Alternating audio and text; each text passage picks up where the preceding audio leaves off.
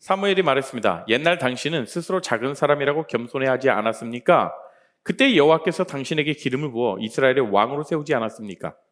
그리고 여호와께서는 가서 저 나쁜 백성 아말렉 사람들을 멸망시켜라. 그들과 전쟁을 하여 한 사람도 빠짐없이 다 죽여라 하고 당신에게 이 일을 맡기시지 않았습니까? 그런데 왜 당신은 여호와의 명령에 순종하지 않았소? 왜 당신은 제일 좋은 것들을 없애지 않았소? 왜 당신은 여호와께서 악하다고 말씀하신 일을 하였소? 사울이 대답했습니다. 하지만 나는 여호와께 순종하였소. 나는 여호와께서 하라고 하신 일을 하였소. 나는 아말렉 사람들을 다 죽였소. 그리고 그들의 왕 아각도 사로잡아 왔소. 군인들이 당신의 하나님 여호와께 길갈에서 제물을 바치기 위해 제일 좋은 양과 소들을 남겨놓았을 뿐이요. 그러나 사무엘이 말했습니다. 여호와를 더 기쁘시게 할 것이 무엇이겠소? 태워드리는 제물인 번제물과 그 밖의 제사요? 아니면 순종이요?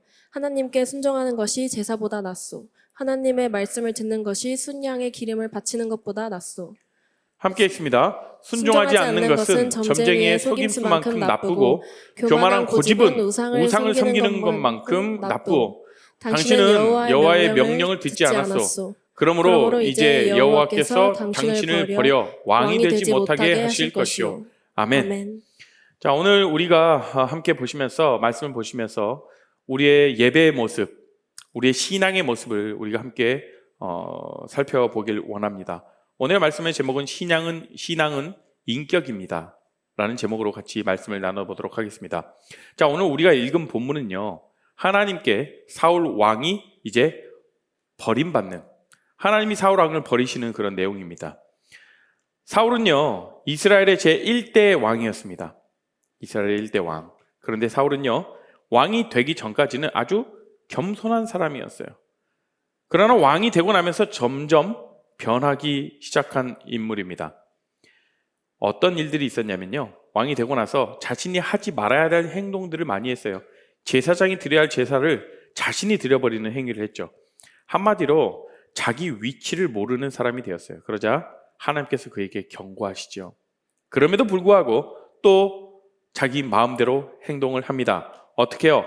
아말렉과의 싸움에서 모두 전멸하라, 모두 죽이라고 했어요. 그런데 그 하나님의 말씀에 순종하지 않았죠. 살찌고 좋은 소와 양들을 뒤뜰에 숨겨둡니다. 왜? 그거 가지고 있으면 내 재산이 될 것 같고 여기서 굳이 다 죽이지 않아도 될 것 같으니까. 그러나 하나님 뭐라고 말씀하셨냐면요, 전멸하라, 하나도 살아남은 것이 없이 하라 라고 하셨는데, 지금 사울은 좋은 것들은 자기가 취하려고 하는 모습들이 있었죠. 그리고 아말렉과의 싸움에서 승리하자 자신을 위해서 승리의 기념비를 세웁니다. 사실 이스라엘의 모든 전쟁은 하나님께서 개입하셔서 하나님께서 함께 하셨기 때문에 승리를 거둔 것인데, 지금 사울 왕 보십시오. 자기를 위해서 내가 싸워서 나의 업적을 남기겠다라고 하면서 기념비를 세워놓은 그런 모습들이 보입니다. 그러니까 지금 사울은요, 왕이 되고 나서 하는 일마다 하나님 뜻과는 전혀 다르게 자신의 뜻대로 행합니다. 그러고 있을 때 사무엘 선지자가 근심하면서 그 장면을 보며 마음 아파하며 부르짖으며 기도합니다. 그때 응답받은 내용이 오늘 본문의 말씀이에요. 자, 사울 왕의 인격과 신앙의 처음 출발은요, 굉장히 겸손했습니다. 하나님을 두려워하는 사람이었어요. 하나님을 무서워할 줄 아는 인물이었습니다. 그러나 시간이 지나면서 신앙이 변질되죠. 자신의 성품뿐만 아니라 신앙까지 변질되는 모습이 보여집니다. 자, 진실한 신앙의 인격은요, 자신의 필요를 충족시키는 데 있지 않습니다. 나를 통하여서 하나님의 영광이 드러나는 데 있어요. 성경은 많은 곳에서 하나님을 기쁘시게 하라고 말하고 있지 않습니까? 다른 말로 하자면 무엇이냐면, 하나님의 영광이 우리의 신앙에서 언제나 먼저 돼야 된다는 거예요. 그런데 우리의 신앙을 한번 봅시다. 하나님이 영광 돌리는 것보다, 하나님의 이름이 높임 받는 것보다 일단 내가 잘 되고 봐야죠. 일단 내 문제가 풀리고 봐야 되고, 그렇지 않습니까, 여러분? 그 다음에 내 삶에서 문제가 잘 풀리면 하나님께 영광 돌리죠. 순서가 바뀐 거라는 겁니다. 신앙의 목적을요, 우리의 유익에서 찾는 것이 아니라는 말입니다. 하나님의 뜻에서 찾아야 된다는 거예요. 근데 오랫동안 교회에 다녔다는 사람들도요, 신앙의 목적을 자신의 유익에서 찾고 있는 모습들을 종종 보긴 합니다. 그러다 보니까 우리의 신앙은요, 항상 자기 유익이라는 중심을 걸어가는 수준에 머물게 되는 거죠. 자, 오늘 본문에서 사무엘 선지자는 순종이 제사보다 낫다라고 이야기를 합니다. 순종이 제사보다 낫다. 자, 순종과 제사의 관계를 통해서 신앙의 목적이 무엇인지 알 수 있습니다. 사실 하나님이 원하시는 것은요, 개인을 위한 어떤 종교적인 행위가 아니에요. 다시 말하자면 하나님과의 인격적인 관계를 버려버린 형식적인 종교적 행위, 그것을 바라고 있진 않다라는 거예요. 그냥 형식적으로 종교적 행위로서 제사를 드리는 거죠. 그리고 하나님께서 순종을 말씀하시는 것은 무엇이냐면, 어떤 순종을 말하냐면 하나님과의 인격적인 관계를 요구하시는 거예요. 내가 말했으니까 들어. 나 하나님, 너 백성, 나 하나님, 너 자녀, 무조건 들어. 이게 아닙니다. 하나님이 우리에게 순종을 요구하실 때에는 하나님과의, 우리 인간과의 인격적인 관계를 요구하시는 거예요. 인격적인 관계가 아닌 종교적인 행위로서의 제사가 아무리 화려할지라도, 아무리 귀한 제물을 바칠지라도 하나님은 그것을 기뻐하지 않으신다라는 겁니다. 제사를 드리기 전에 하나님과의 인격적인 관계가 먼저라는 거죠. 자, 하나님으로 내 인격과 내 삶에 모셔드리는 것이 먼저라는 거예요. 여러분, 하나님은요, 정말 나의 삶에 있어서 정말 하나님이 되셔야 돼요.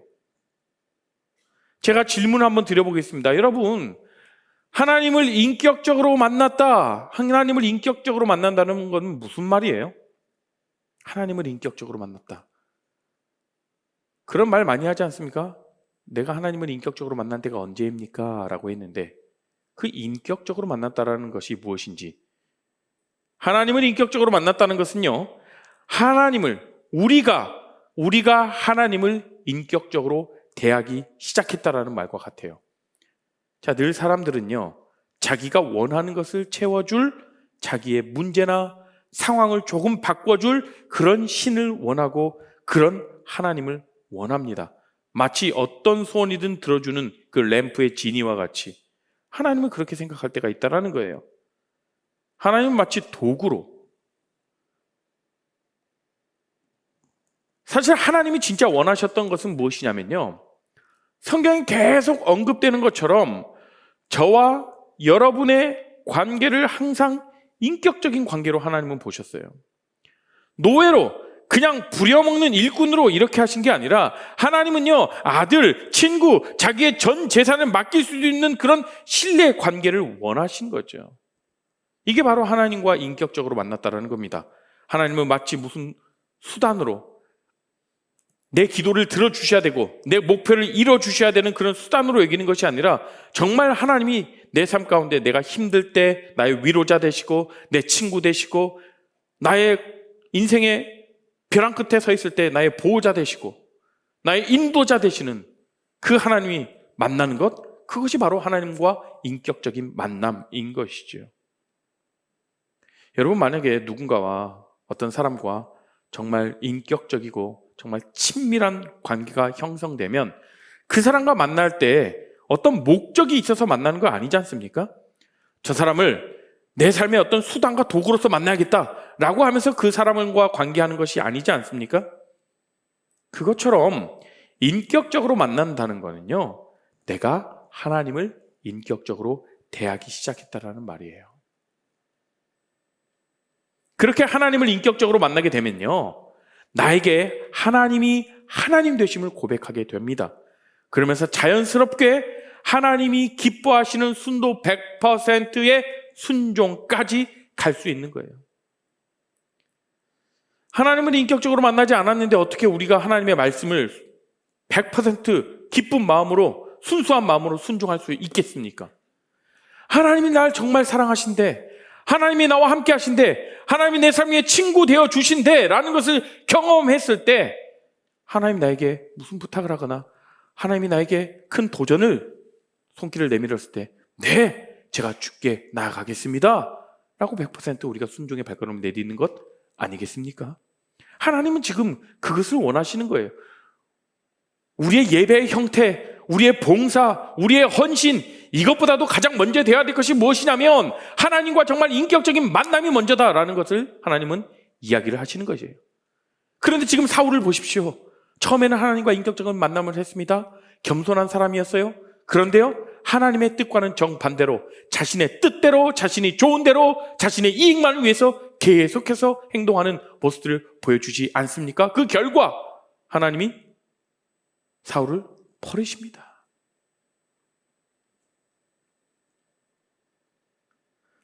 자, 그러면 우리는 한번 보시죠. 그렇다면 과연 하나님이 기뻐하시는 순종은 무엇일까?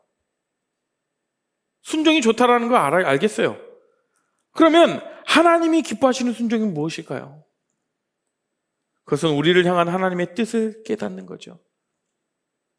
그러면 여기서 말하는 순종은요, 맹목적인 것이 아닙니다. 먼저 하나님께서 우리를 창조하신 목적이 하나님을 기뻐하시는 것임을 아는 것이죠. 자, 하나님을 기뻐하시게 하는 순종은 첫 번째로요, 나를 스스로 작게 여기는 순종이라는 겁니다. 우리 인간들끼리 서로 크고 작은 사람들이 있죠. 누구는 잘났고, 누구는 조금 못하고, 누구는 또 돈이 좀 많이 있고, 누구는 좀 재정이 부족하고, 많이 배운 사람도 있는가 하면은, 또 지위가 높은 사람이 있는가 하면은, 그런 사람들이 있습니다. 인간들끼리는 크고 작음이 있죠. 이런 사람들과 서로가 섞여 사는 것이 우리가 사는 사회입니다. 자, 그러다 보니까 사람들끼리는 내가 크다 라고 하는 사람도 있고, 아니 내가 좀 안 해, 난 좀 안 돼, 내가 좀 작아 라고 하는 사람도 있어요. 그러나 하나님 앞에서는요, 하나님 앞에 우리가 모두가 서면, 우리 인간들 사이에서는 크고 작음이 있겠지만 하나님 앞에서는 모두가 다 작을 뿐입니다.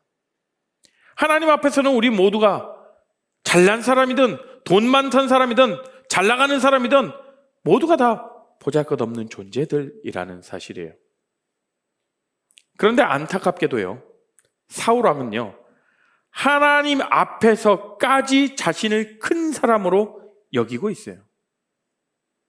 그래서 하나님의 말씀 앞에서 전적인 순종을 하지 못했던 것이거든요. 이것이 사울왕의 큰 실수죠. 우리도 무엇이든지요, 처음에 능숙하지 못할 때는요, 겸손할 수밖에 없지 않습니까, 여러분? 그렇잖아요. 그러다 점점 익숙해지고 그 일들이 좀 능숙해지면 어때요? 내 분야에 누가 함부로 조언하지 못하죠? 그랬다가는 네가 뭘 한다고? 네. 은근히 내가 높아져 있고 교만해져 있는 그런 나의 모습들을 발견하게 됩니다. 자꾸 자기를 크게 만들고 스스로 높이는 사람들, 자신을 스스로 높이는 사람들의 특징은 무엇이냐면 지극히 자기 중심적으로 변해버린다는 사실이에요. 자신이 처한 현실의 문제가 더 중요하고 자신의 생각이 더 옳은 것 같이 생각되어서 다른 말을 들으려고 하지 않습니다. 내가 따르고 싶은 것만 따르고 취사 선택하는 그런 문제들이 나타나게 된다는 것이죠. 결국 그런 자들의 삶에는 교만이 삶에 아주 크게 자리 잡게 됩니다. 여러분, 교만한 자가 누구 다른 사람들의 조언이나 다른 사람들의 이야기에 귀 기울인 거 봤습니까? 아니요. 하나님과의 관계에서도 똑같이 나타나요. 반면에요, 스스로를 작다고 여기는 사람은 어때요? 겸손함이 드러나잖아요. 겸손함이 보이죠. 인간관계 안에서도 그렇게 고스란히 보입니다. 나보다 크고 작은 사람들을 존중하는 모습들이 딱 보면 보이잖아요. 아, 저 사람 굉장히 겸손한 사람이다. 그런 겸손한 마음으로 주님의 말씀을 순종하길 바라요. 겸손함으로. 내가 할 수 있어도 내 생각이 이렇게 하는 방법이 더 효율적이고 내 생각으로는 하나님 말씀하신 것보다 내 방법으로 하면 조금 더 효율적일 것 같고 더 쉬울 것 같은데요. 그런 생각들을 내려놓고 우리가 작다, 하나님 앞에서 우린 작은 존재지, 하나님 말씀하시면 우리가 그대로 순종해야지 라고 하면서 스스로를 작게 여기는 그런 순종이 필요하다는 것이죠. 자, 두 번째, 어떤 순종의 모습이 필요하냐면 하나님이 기뻐하시는 순종, 두 번째는 하나님의 말씀을 경청하는 순종이어야 됩니다. 하나님의 말씀을 경청하는 순종이 되어야 됩니다. 자, 신앙은요, 하나님의 말씀을 잘 듣는 것에부터 시작됩니다. 하나님의 말씀을 잘 들어야 되죠. 잘 듣는 것은요, 무엇이냐면 이유 없는 순종을 말해요. 그게 바로 잘 듣는다라고 얘기를 하죠.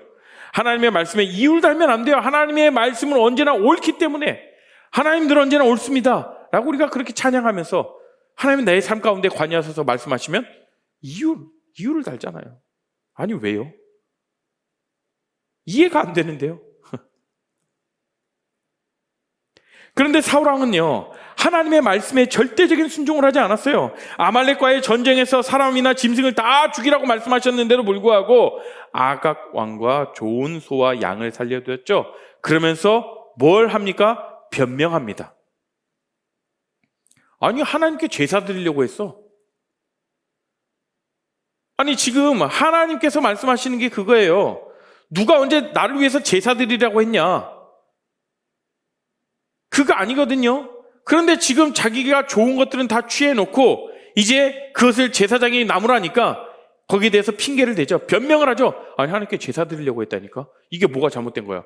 하나님께 예배 드리려고 하는 건데 그 전에 하나님 뭐라고 말씀하셨어요? 다 전멸하라, 다 죽이라고 말씀하셨잖아요. 하나님 말씀 온전히 순종한 거 아니죠? 하나님 말씀 잘 듣지 않은 거잖아요. 하나님 말씀 경청하지 않은 것이지 않습니까? 이 모습은요, 마치 우리들의 신앙과 거의 비슷한 것 같아요. 우리는 우리의 형편과 처지만을 하나님 앞에 항상 말하죠. 하나님, 이래서 순종하기 어려워요. 저래서 순종하기 힘듭니다 라고 우리가 이렇게 하나님께 고백하지 않습니까? 이런 변명을 할 때가 너무나도 많다라는 거예요.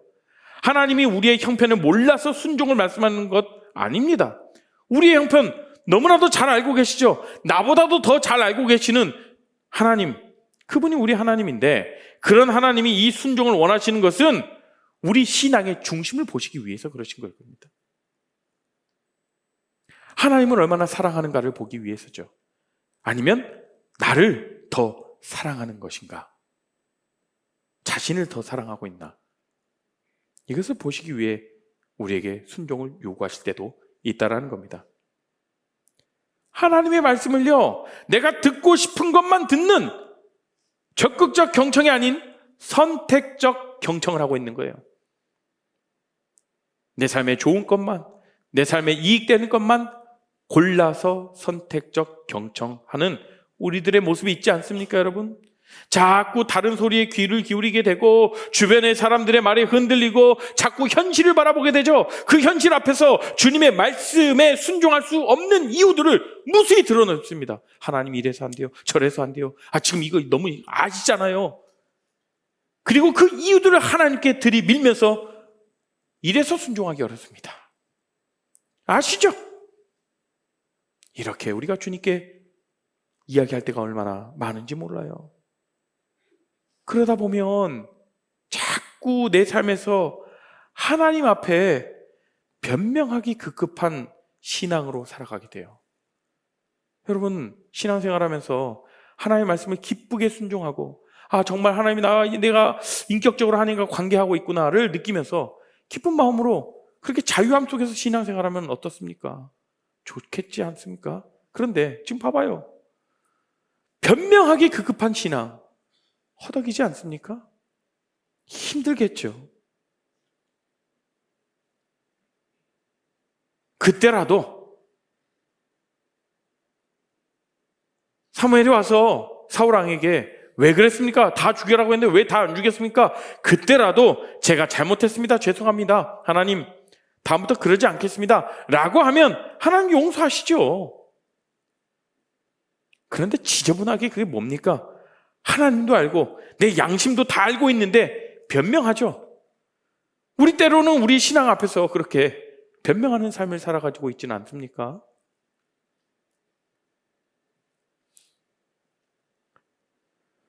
여러분이 정말 힘들고 어렵겠지만 하나님의 말씀에 전적으로 순종해 보시길 바라요. 이해가 안 되어도 순종해 보시길 바랍니다. 그것이 바로 내가 하나님을 사랑한다라는 증거 아니겠습니까? 여러분들 친한 연애를 하고 있을 때 이해되지 않더라도 여자친구의 말이 남자친구의 말이 이해되지 않더라도 이해해 보려고 노력하지 않습니까, 여러분? 내가 정말 싫어하는 것 한번 해주고 같이 내가 정말 힘들어하는 것 한번 경험하고. 왜요? 사랑의 힘 때문에 그런 거 아니겠어요? 하나님을 사랑하면 하나님이 말씀하시는 것 내 생각으로는 아닌 것 같아도, 내 생각으로는 도저히 답이 나오지 않더라도 한번 과감하게 순종의 발걸음을 내딛어 보십시오.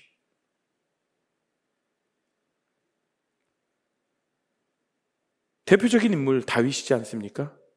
바세바와 죄를 지었을 때 간음을 했죠. 나단 선지자가 나타나서 당신이 그 사람이요, 당신이 죽어 마땅할 그 사람이요 라고 했을 때 어떻게 했죠? 그 왕의 자리에 내려와서 무릎을 꿇고 진심으로 회개한 사람이 바로 다윗이에요.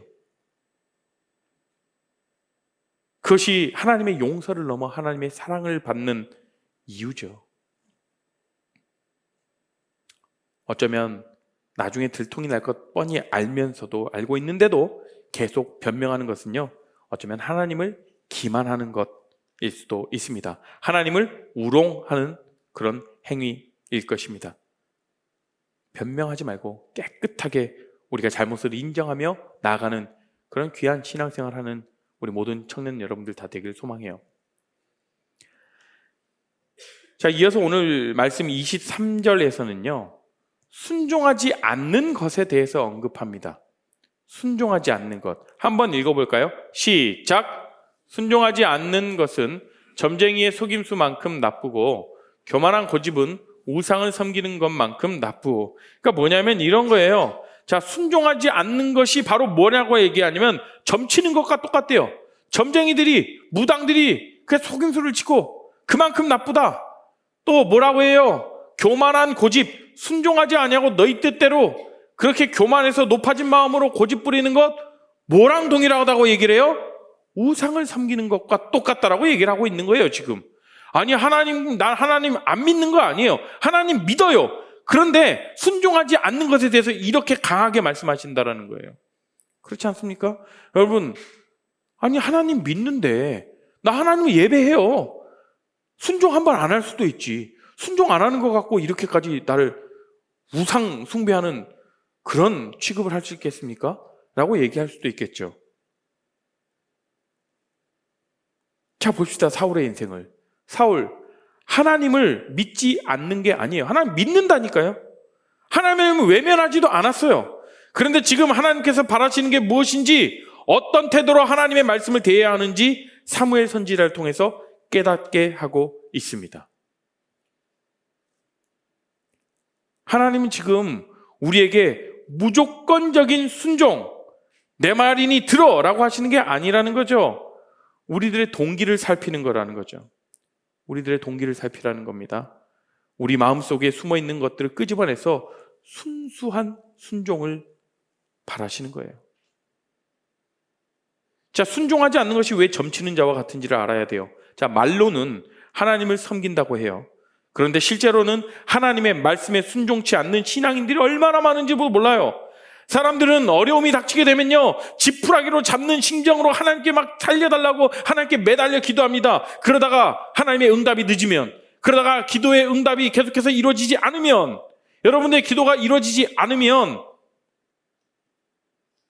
어떻게 해요? 다른 것들 또 붙잡으려고 그러죠? 다른 것에 기웃거리죠? 심지어 크리스천 중에 30%가 무당에게 점을 치러 간다고 합니다. 왜 그럴까요? 자신들의 닥친 그 문제와 앞에 자신들의 삶이 불안한 거예요. 불안하니까 뭐라도 붙잡고 싶으니까 하나님은 말씀하지 않으셔. 그러니까 무당이라도 찾아가서 어떤 이야기를 좀 듣고 싶은 거예요. 자, 무당 아니더라도 자꾸 사람들 만나요. 자꾸 사람들 만나서 자기가 막 위로받으려고 그러고 그 안에서 막 확언 받으려고 그러고, 물론 공동체 안에서의 만남과 그 확언들은 정말 우리를 풍성케 합니다. 그러나 제가 말씀드리는 건 무엇인지 아시죠? 집착해서 막 찾아다니고 사람들 찾아다니고 하나님 앞에서 들어야죠. 하나님께 물었다라면 하나님이 응답하실 때까지 기다려야죠. 사울은 절대 하나님을 부인하지 않았어요. 스스로 하나님을 잘 섬긴다라고 자부했습니다. 겉으로는 분명히 하나님을 섬기는 사람의 모습이었어요. 그러나 하나님의 뜻에는 순종하지 않았습니다. 하나님을 섬기면서도 무당을 찾아가서 점치는 것처럼 하나님을 마음 없이 섬기는, 정말 그냥 우리 겉모습만 예배드리고 봉사하고 그런 모습, 이것 죄인의 모습이라는 말이에요. 사랑하는 우리 레아 공동체 여러분, 우리도 이런 무당을 찾아가서 점치는 것처럼 우리가 신앙생활을 하고 있지는 않은지 자신에게 좀 물어보셨으면 좋겠어요. 아쉬울 때만 하나님을 찾고 있는 것 있지는 않는지, 위기가 닥쳤을 때만 하나님을 찾는다면 우리 역시 점치듯이 예수님을 믿는 것 아니겠습니까? 자, 마지막으로요. 자, 순종하지 않는 것을 또 무엇과 비교해서 말하냐면 우상숭배와 같다라고 얘기를 해요. 본문 23절은 이렇게 얘기합니다. 교만한 고집은 우상을 섬기는 것만큼 나쁘어라고 이렇게 얘기를 해요. 자, 고집스럽다는 건 뭐예요? 자기 주장이 강하다는 거죠. 자기 스타일로 하나님을 섬긴다는 거예요. 하나님의 뜻보다 내가 영적인 신앙생활을 하는 것, 하나님의 뜻보다 그냥 내가 영적인 나의 충족, 영적인 어떤 내 안의 만족을 가지며 신앙생활하는 것을 의미합니다. 그러니까 자기의 뜻, 자기 생각, 자기 지위가 먼저인 것을 이야기를 하죠. 이런 것을 쫓는 것이 바로 우상숭배라는 거예요. 내 안에 내가 너무나도 강하면 내가 우상이 되어버리는 거예요. 내가. 우리 삶 가운데서 이런 모습이 있지 않습니까? 자신의 자존심 때문에 마음속에 예수님이 아예 없는 사람들이 얼마나 많아요. 성경은 이렇게 얘기합니다. 골로새 3장 5절. 그러므로 땅에 있는 지체를 죽이라. 곧 음란과 부정과 사욕과 악한 정욕과 탐심이니 탐심은 우상숭배니라. 내 안에 있는 욕심, 내 안에 있는 탐심, 이런 것들 채우기에 급급하면서 나아간다라면 그것은 바로 우상숭배라고 얘기를 하죠. 말은 하나님을 섬긴다고 하면서 말씀과는 상관없는 삶을 사는 것은 하나님을 섬기는 삶이 아니죠. 하나님을 따르는 삶 아니죠. 하나님을 믿는 삶 아니죠. 점치는 것이나 다를 바 없습니다. 우상숭배일 뿐이에요. 그것은 그 사람의 중심에 하나님이 없기 때문에 그렇습니다. 여러분, 우리가 오랜 시간 또 신앙생활 해온 사람들도 있지 않습니까? 그런데 정말 내가 죽어서 내 안에 주님이 주인 되어 살고 있는지 오늘 한번 돌아보셨으면 좋겠어요. 우리 안에는 아직도 나의 뜻, 나의 주장이 너무 강하지 않나.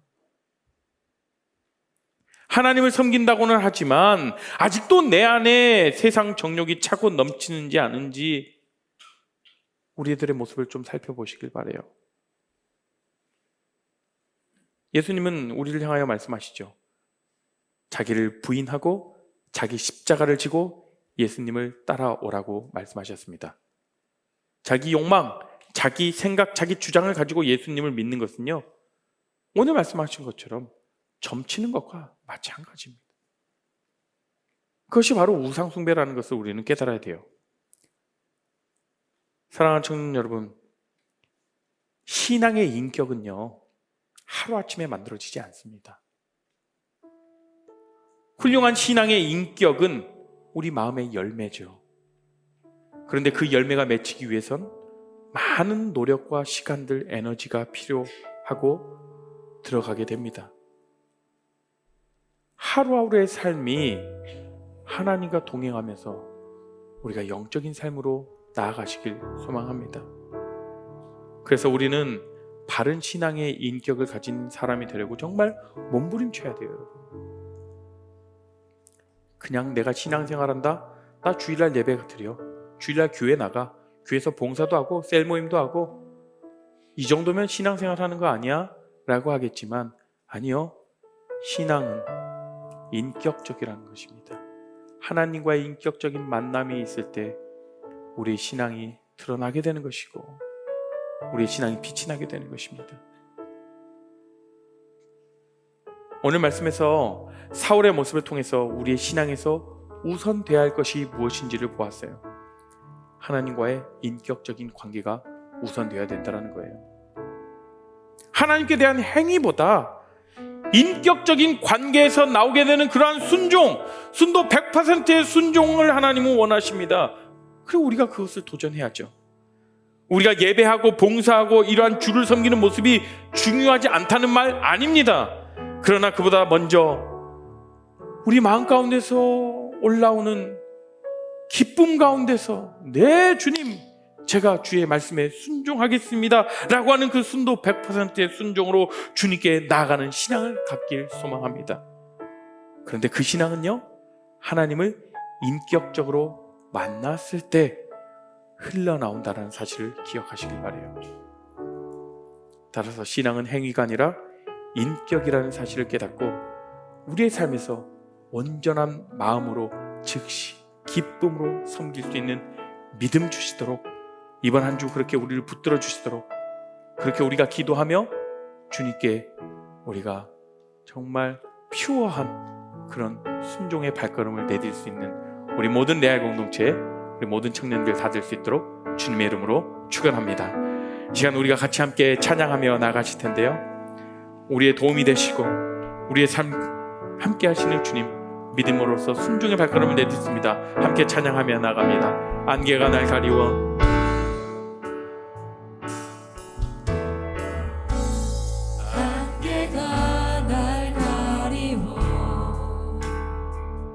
우리의 현실 앞에 내 믿음이 흔들리려 할 때, 내 믿음은 들리려 할 때 나 주님께 나아가는 주님은 산 같아서, 주님은 산 같아서 여전히 그 자리에 계신 주님을 찬양합니다. 여전히 그 자리에 계셔 눈을 들면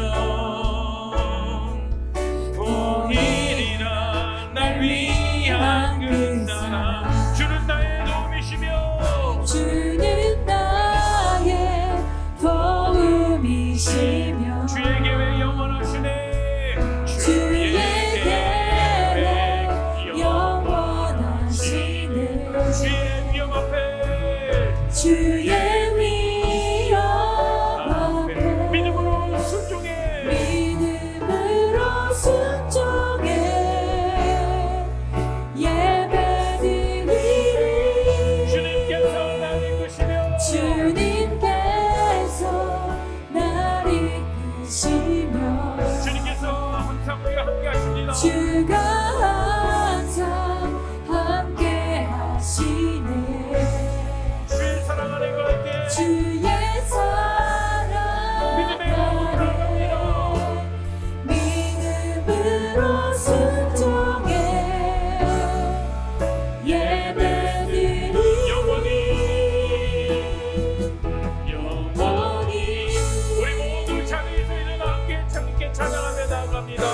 한번 찬양합니다. 안개가 날 가리워. 안개가 날 가리워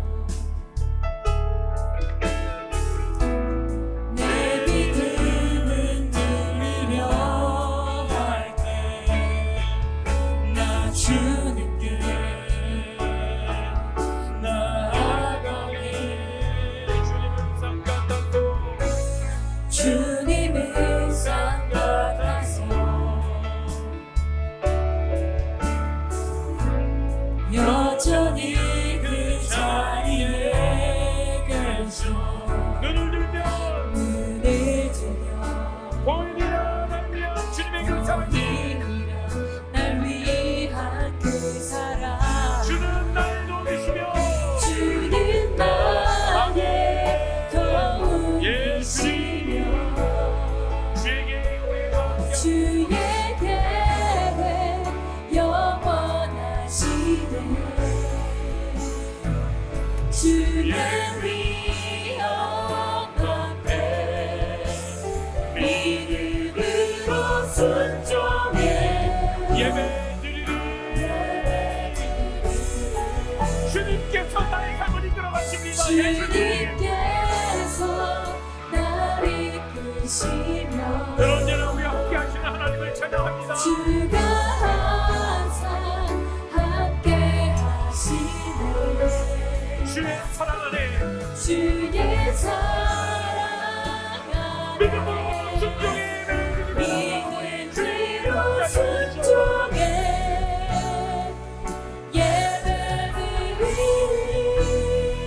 예배드리리 영원히 사랑하는 우리 청년 여러분, 이 시간 가운데 우리가 함께 주님께 기도하며 나아갑시다.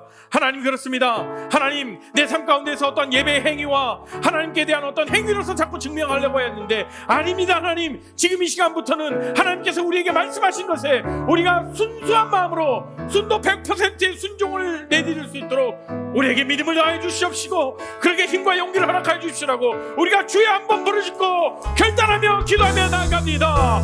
주여! 주님 아버지, 이 시간 함께 기도하며 나아갑니다. 하나님, 우리가 주님 앞에 우리의 행위로서 순종하는 것이 아니라 하나님께 순종함으로 아버지 온전한 순종으로 기쁜 마음으로 순종하는 발걸음을 내드릴 수 있도록 우리 함께 해주시옵소서. 근데 아버지, 주님이 아버지 우리에게 보시는 그 기쁨을 누리게 해주시옵소서. 하나님, 우리에게 보시는 것들을 너무 누리게 해주시옵소서.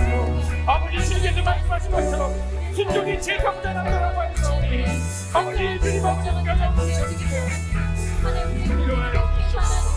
하나님, 우리가 주의 말씀을 듣고 주의 말씀을 온전히 경청하며 나아가기 원합니다. 온전히 아버지 주님께서 기뻐하시는 인도가 내리를 수 있도록 우리의 삶 가운데 함께 하시고 우리의 용기를 허락하시고 우리에게 인도하여 주시옵소서. 아버지, 우리에게 걸어가겠습니다. 아버지, 이 시간을 혼자 올라가지 않겠습니다. 하나님, 아버지, 우리가 아버지 주님으로 나의 만족을 위하여 걸어가는 것들을 아버지 내려놓고 바라보며 나갑니다. 아버지, 온전히 주님을 바라볼 수 있도록 주여 우리 가운데 믿음을 다하여 주시라 드립니다. 주여, 주여, 주님 아버지 옆에 주님 옆에 주님 인도하여 주시옵소서. 이 시간 한 가지 우리가 더 기도합시다. 우리가 때로는 나의 만족을 위해서, 나의 유익을 위해서 하나님을 바라볼 때가 많았습니다. 그리고 또 우리가 하나님께 기도하며 나아갈 때 왜 하나님 나의 기도를 응답해 주시지 않는다며 하나님을 원망할 때도 있었습니다. 그러면서 자꾸 하나님이 아닌 다른 것을 기웃거리고 다른 것에 눈을 돌리는 때가 너무나도 많이 있었습니다. 하나님, 이 시간 가운데 다시 한번 기도하며 나아갑니다. 나와 함께 하시고 나와 동행하시는 그 하나님을 붙들며 나아가겠습니다. 다른 것 바라보지 아니하고 온전히 하나님만 바라보며 하나님만 기대하며 나아가는 그러한 믿음을 허락하시도록 우리의 모습을 다시 한번 바라보며 회개할 분들은 회개하시고 다시 한번 우리에게 힘을 주시도록 주님께 간구하며 우리가 주여 한번 부르짖고 주님께 간절히 기도함으로 나아갑니다. 주여, 주님 아버지가 기도합니다. 아버지, 우리가 때로는 아버지 주님, 우리 나만의 나의 만족을 위해, 나의 이익을 위해 주님을 바라봤습니다. 그런 나의 모습이 있었다면, 나의 모습, 나의 신앙의 모습이 있었다면 다시 한번 깨닫게 하시고 그 모습을 내려놓게 해주시옵시고 아버지, 내가 기도할 때에 하나님 왜 내 기도 응답해 주시지 않느냐며 내가 주님을 원망하며 나아간다니 나를 바라보시지 않는다면 나를 하나님을 아버지 바라본다는 나의 모습을 다시 한번 회개하며 나아가오니 우리 죄로 인정하며 고백하며 나아갑니다. 하나님, 내가 하나님을 바라보기를 원합니다. 나의 힘든 순간에, 나의 아픈 순간에, 나의 어려운 순간에 주님의 얼굴을 바라보며 주님께 부르짖으며 주님께 무릎 꿇어 나아가는 믿음을 허락하여 주시옵소서. 그렇게 임할 때 하나님 나와 함께 하시고 나와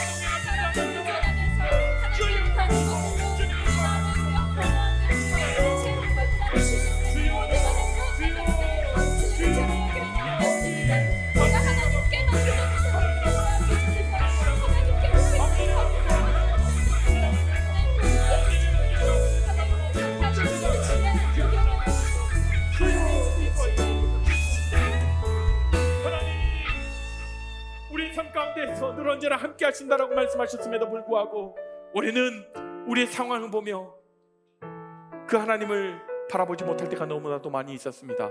하나님, 우리가 주의 말씀을 의지하면서 하나님께 인정받으려고 우리가 몸부림치는 기보다도 먼저 우리가 인격적으로 하나님을 만나며 그 가운데서 하나님의 사랑이 얼마나 큰지, 하나님의 신실하심과 하나님의 언약은 절대 깨어지지 않는다라는 그 사실을 우리가 기억하게 하시고 확신을 갖게 하여 주시옵소서. 그래서 우리의 삶 가운데 어려움과 문제와 우리 삶에 난관이 있을 때마다 그 말씀이 떠오르게 하시고 내가 경험했던 하나님, 내가 만났던 하나님이 내 삶 가운데 일할 수 있도록 그 하나님의 자리를 또 내어드릴 수 있도록 우리를 인도하시고 우리와 함께하여 주시옵소서. 이제는 주 예수 그리스도의 은혜와 하나님의 크신 사랑과 성령 하나님의 감화 교통하심이 이제는 우리의 어떠한 예배 행위보다 하나님께 온전한 순종의 발걸음을 내딛겠다라고 결정하며 다짐하며 고백하는 우리 모든 귀한 내알 공동체 모든 지체들 가운데, 가정 가운데, 학업과 직장 가운데 지금으로부터 영원토록 함께 하시기를 간절히 축원합나이다. 아멘.